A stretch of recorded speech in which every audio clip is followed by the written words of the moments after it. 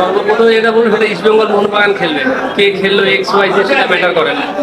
তো ইস্টবেঙ্গল মোহনবাগান নামটাই যথেষ্ট একটা ম্যাচের উত্তেজনা বাড়ানোর জন্য। তো যারাই খেলবে তার দুজন সবাইকে গুড উইশেস। সবাই ভালোভাবে খেলো, ইনজুরি ফ্রি খেলো, এবং আশা করবো একটা ভালো উপভোগ্য ম্যাচ করো। এগিয়ে কে?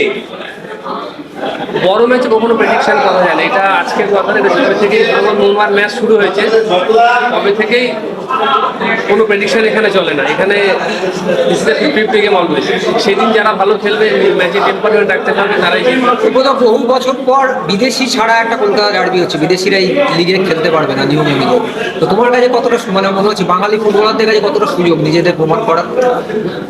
দেখো, আলটিমেটলি সবাই আমরা বেঙ্গল ফুটবল নিয়ে বলি, আমি ইন্ডিয়ান নিচে কিছু দেখতে পাই না। সেই বাংলায় যে খেলে আমার ইন্ডিয়ান ছেলে খেলবে, সেটা আমাকে সব থেকে বড় পাওনা। এবং আমি বিদেশিদের বিরুদ্ধে নই, কিন্তু ডেভেলপমেন্ট করার জন্য এটা খুব ভালো উদ্যোগ। আই রিয়েলি অ্যাপ্রিসিয়েট যারা এই উদ্যোগটা নিয়েছেন। এবং এখান থেকে আমরা অনেক ইন্ডিয়ান ছেলেদের দেখতে পাবো যারা ভালো পারফর্ম করবে, এবং আশা করি আবার আগেরকার দিনে যেরকম কলকাতা লিগ খেলে ছেলেরা ইন্ডিয়া টিমে ডাক পেত, এটা তার একটা সুযোগ তাদের বলতে পারবো।